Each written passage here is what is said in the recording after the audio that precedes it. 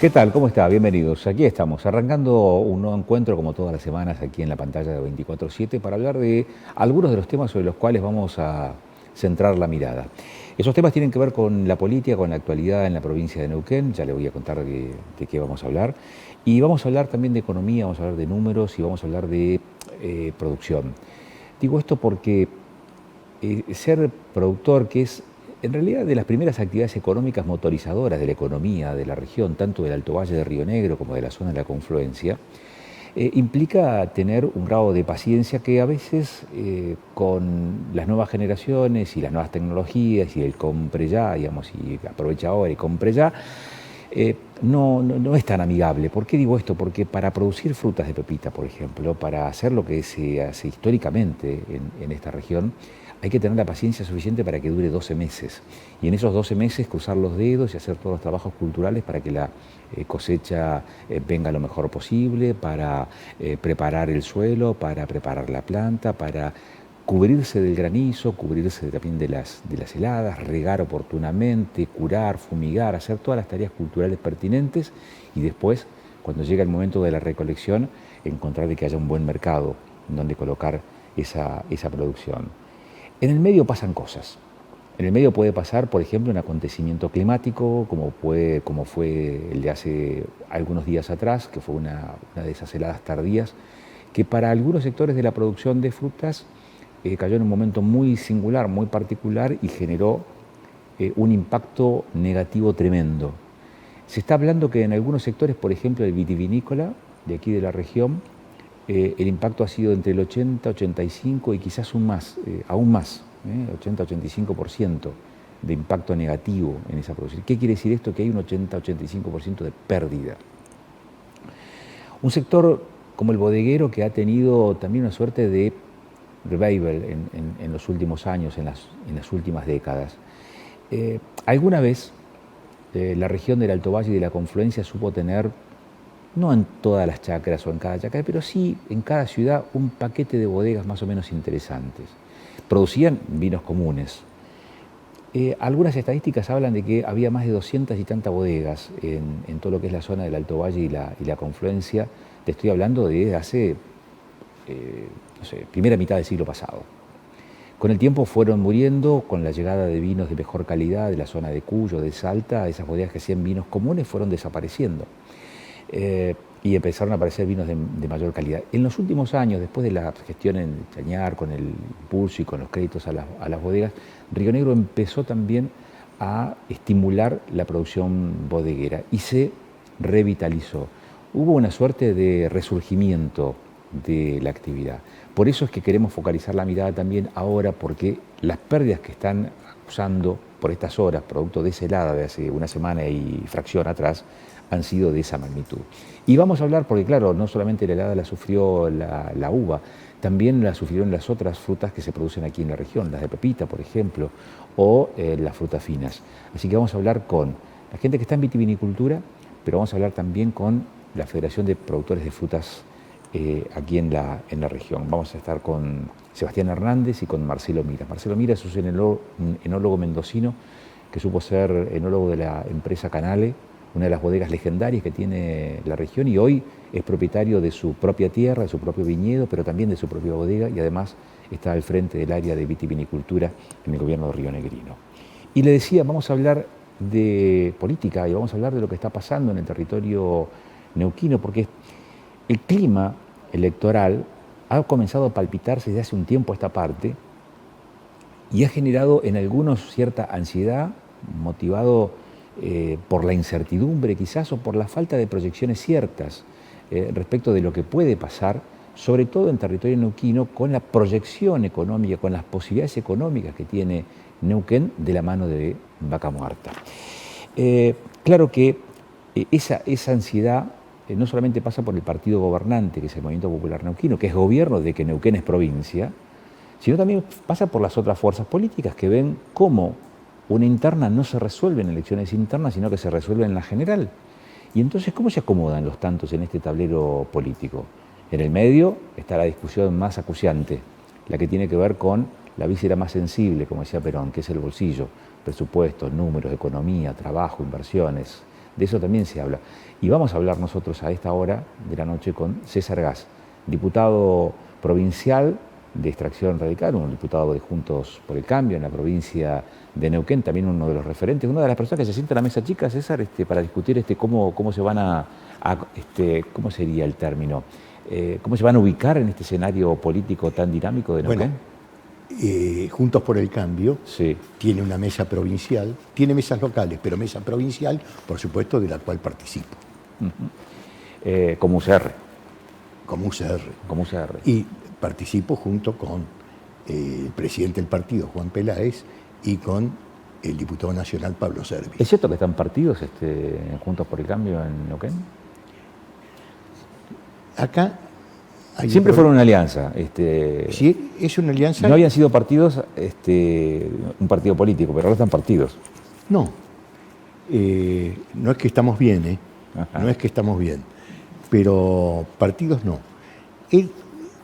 Había un actor importante que venía por el ARI, que era Carlos Seguía. Carlos Seguía hace poco decidió irse.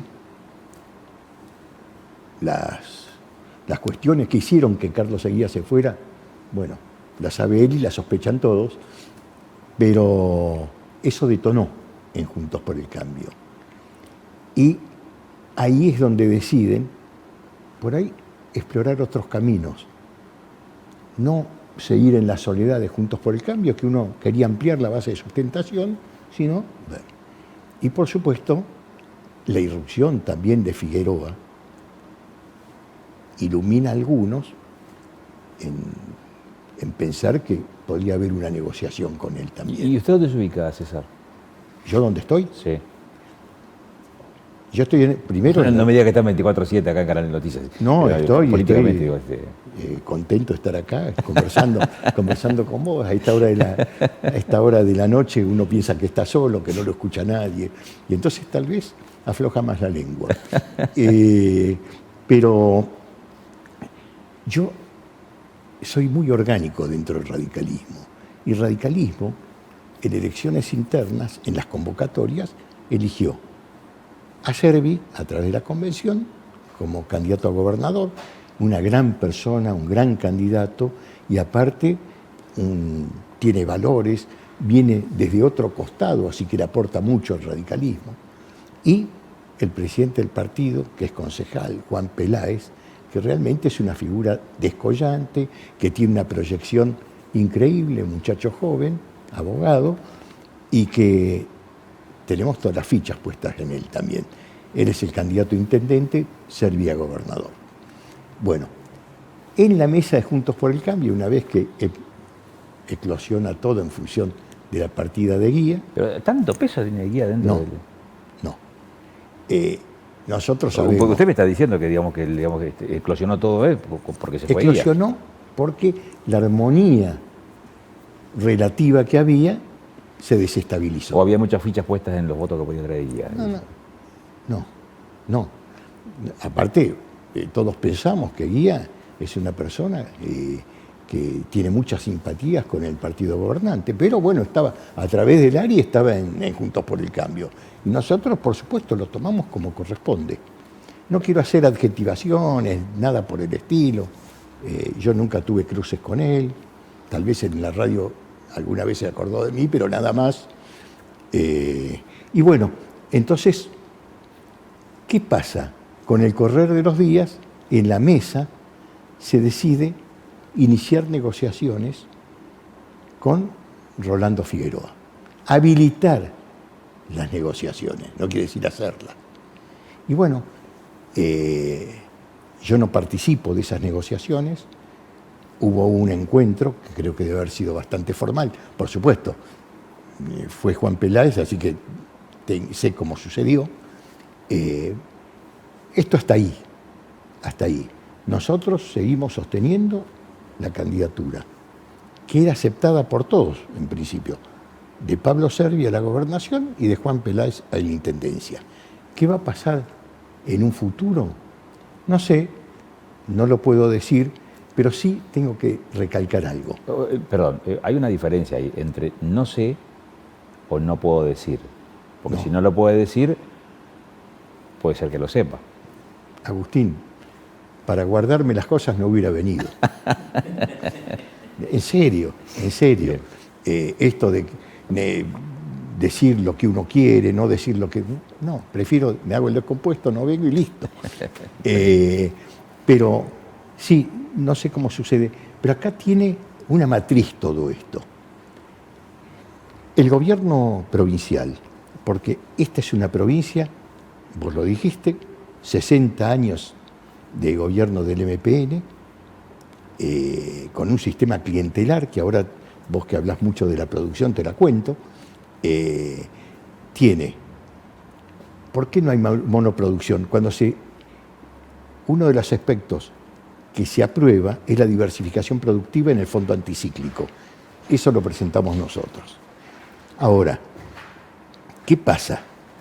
El MPN tiene el empleo público como una cosa de rehén, aunque la libertad la puede tener cualquier empleado de votar lo que quiera, pero es un sistema clientelar absoluto. Y el otro costado, el de la producción de petróleo, a través de un sindicato que forma parte de la conducción del MPN. Y esto es un cerrojo que se le pone a la democracia, que nos hace decir, o por lo menos me hace decir a mí, que acá estamos viviendo una democracia formal pero no real. Es decir, por eso se evita la alternancia. Hemos presentado iniciativas de ficha limpia no, de transparencia presupuestaria no, de boleta única de papel no, de balotaje no.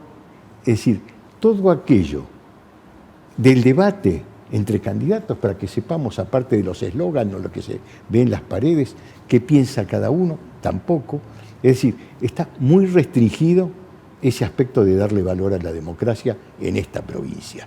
Entonces, ¿qué pasa? ¿Cómo gana el MPN con 9 diputados provinciales y de repente aparece con 15 con los aliados? Inclusive 2 que tenía Sovich se le fueron a los 10 minutos. Nosotros teníamos 6, uno se fue enseguida. Y bueno, ¿esto qué hace? Es la división permanente y la degradación del sistema político, porque deja de haber oposición. Es lamentable, pero hay que decirlo de esta manera. Así que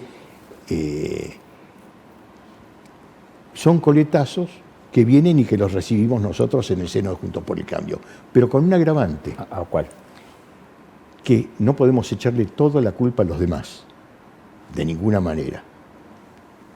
Lo decía recién, ni ellos son todos malos ni nosotros somos todos buenos. Pero también acá se ha mezclado y se ha vigorizado una interna que viene engendrada desde Nación. Cuando el PRO tiene esa convulsión tan expuesta, porque nosotros lo vemos por los diarios, por la televisión, las cosas que se dicen, se traslada acá, porque hay distintas ramificaciones también del PRO. Algunos están con Bullrich, algunos están con Larreta, otros estarán solamente con Macri. Bueno, y eso empieza a desgranar un poco la unidad que debe preservarse. Yo creo, así, si tengo que sintonizar más fino, nunca la sangre llega al río, seguramente las cosas se acomodarán y Juntos por el Cambio tomará una decisión uniforme, porque también lo digo públicamente, Juntos por el Cambio dividido no vale nada. Juntos por el Cambio es una marca que sirve si están todos juntos. Hoy no están todos juntos. ¿Y usted está, digamos, con esa negociación con Figueroa? No, yo no estoy en la negociación. No, ya sé que no está en la negociación, digo, pero ¿acompaña, digamos, esa decisión o cuestiona? La decisión la tomó la mesa. Yo soy integrante de la mesa. Pablo Servi es integrante de la mesa. Quería preguntarle esto porque hay un dato que no se puede soslayar en todo esto, es que independientemente de que el MPN tiene su candidato, que es Marcos Kaufmann, sí, nadie podría desconocer la identidad MPN de Figueroa. Es decir, el MPN va a estas elecciones con dos figuras, con dos candidatos. Y recién, cuando hacía esta observación acerca del funcionamiento de la democracia, usted dijo, más formal que real en la provincia de Neuquén, producto, digamos, de esa hegemonía histórica del MPN, bueno, Figueroa es parte de esa historia. Y sí, no me cabe la menor duda. Y Juntos por el Cambio está sentándose a esa negociación o esa mesa de negociación con un actor del MPN también. Más allá de que vaya con otro sello ahora, ¿no? No, es una iniciación de conversaciones que se habilitó. Le cambio la pregunta. ¿Y eso lo pone incómodo o no, digamos, con este diagnóstico que hacía recién? ¿A mí? Sí. Sí. Desubico un poco. ¿Y qué lo pero es realmente sí. es habilitar conversaciones tomadas por el conjunto, sin ninguna voz disonante, me hago cargo de eso, así que se está en la formalidad. Todavía va a correr mucha agua bajo el puente, hay actores, te lo digo, hay actores en Buenos Aires, hay actores nacionales que se meten mucho en esto, y bueno, hay que ver cómo sigue el armado. Pero yo tengo la seguridad, tengo el pensamiento casi inequívoco de que esto va a volver a su cauce y las decisiones que tomemos va a ser aceptada por todos y seguramente será para lo mejor para Juntos por el Cambio y lo mejor para la provincia, ¿no? ¿Esto lo tensiona más o lo tensiona menos que los acercamientos, las alianzas de otra figura de Juntos por el Cambio que usted ponderó muy bien recién, pero que para su candidatura a nivel comunal, digamos, reúne a distintos actores, entre ellos hasta sectores identificados con el oficialismo nacional, digamos, con el peronismo, con el Frente de Todos o con el cristinismo? Digo, la alianza que antes hizo Juan Peláez para su candidatura a municipio. Es la misma alianza que había hecho Pecci para juntar músculo, para ser intendente y después para ser reelecto. La misma alianza. Eso le trajo reminiscencia del pasado, dice usted. Es que todos tenemos un origen, todos tenemos historia. ¿Y cómo se puede ser, digamos, tener ese origen común, ese camino común recorrido y al mismo tiempo en otro plano tener tanta diferencia? No, porque hay que ver, y uno que recorre la provincia y ve los armados en la provincia, son realidades locales. Yo normalmente cuando estoy en la legislatura y estoy tomando un café y para ver si hay algún acuerdo, pero eso es una no mirada, estoy pensando César, esa es una mirada pragmática de la política, no una mirada donde prevalezca la idea o las ideas o la ideología. Es pragmático. Es decir, seguramente, pero también hay otra cosa, no están integrados en la lista ellos son colectora, ellos apoyan a Juan Peláez. Lo ven como un candidato realmente interesante, muy bueno, muy bien posicionado, y lo apoyan. De todas maneras, me vas a decir, no me vengas con esa chiquilinada, pero cuando uno va a votar no le pregunta, sos peronista, no me votes, o sos kirchnerista, no me votes. César, ¿hay que acercarse a Figueroa? ¿Podría llegar a ser una forma también de disputarle el poder al MPN? ¿O hay que presentar un candidato propio y con ese desgranamiento, digamos, del escenario político, digamos, de las ofertas, hacerle funcional al MPN? Es que haces unas preguntas que son las que haces unas preguntas muy difíciles porque son los cuestionamientos que tenemos permanentes. Es decir, yo, por ejemplo, que lo apoyo a Pablo y creo que es un excelente candidato, nadie me puede imputar a mí que tuve algo que ver. ¿Va a ser candidato, Pablo? Hoy es candidato proclamado, digamos, por la UCR. Por la UCR. Sí. También hay otro candidato que es Taylor por el PRO. No sé cómo lo van a definir en Juntos por el Cambio esas cosas. Bueno. Porque en algún momento hablaban de interna, hoy ya no hablan más de interna. Fíjate vos, hay que definir lo que nunca se definió, cómo se entrelazan las candidaturas de un partido y de otro partido dentro de Juntos por el Cambio. Eso más o menos estaba hablado. Pero también, si hay una negociación, si hay una negación, te lo pongo en potencial. Sí. Es decir, supongo que como eje tiene que ser un eje programático. Es decir, que es de lo que no se habla. Porque acá son todos candidaturas, una crisis terrible, problemas de todo tipo. Hoy nos presentaron el presupuesto en una provincia que está enriqueciéndose por el producto del petróleo, por las regalías. Está bien. ¿Cómo? Eso no es una crítica, digo, está bien. Sí. Bueno, y que no damos respuesta a absolutamente nada. Hoy, cuando el ministro, había periodistas, así que no estoy diciendo algo que era reservado, pero cuando el ministro, por ejemplo, dice, o el asesor del ministro, en la parte de infraestructura, que están con Nación tratando de terminar el puente de la Rinconada. Es decir, no quise hacer un chiste malo, pero no lo vio la reina Isabel ni lo va a ver Carlos III. Le dije, por las dudas, ministro, no tiren el puente viejo, por las dudas. Dejen el puente viejo. Bueno, el puente de la Rinconada es para Neuquén más o menos como la ruta 23 para Río Negro, Claro. que todavía está inconclusa, más allá de que esté en Pero buena es la parte... puerta abierta, Claro. al gran tesoro que es el turismo. Sí. Es una sola mano, una sola mano. César, la puerta Vaca Muerta de la ruta 22 y entre General Roca y Allen Bueno. todavía está inconclusa. Bueno, cuando hago Sí. un paréntesis para poner entre comillas otras cosas, cuando yo pedí, no solamente informe, que viniera el ministro de Desarrollo Social, Abel Di Luca, porque se le habían pasado millones por abajo de los pies, no hacía imputaciones, pero realmente había que dar una respuesta. Dije, estamos hablando de la plata que podría terminar el puente de la Rinconada, la infraestructura, viabilizar más la producción a través de los caminos correctos. Por ahí se van.